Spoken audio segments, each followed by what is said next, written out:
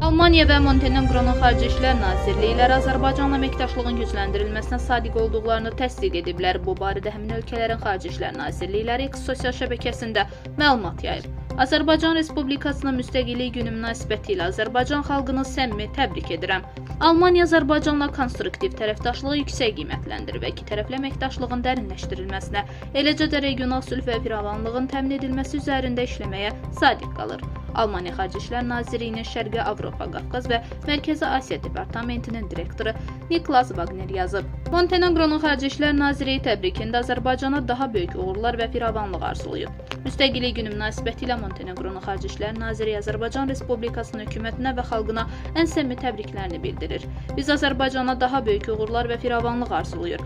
Həmçinin ölkələrimiz arasında həm ikitərəfli səviyyədə, həm də beynəlxalq formatlar çərçivəsində möhkəm tərəfdaşlığın daha da gücləndirilməsinə sadiqliyimizi təsdiq edirik. Məlumatda bildirilib.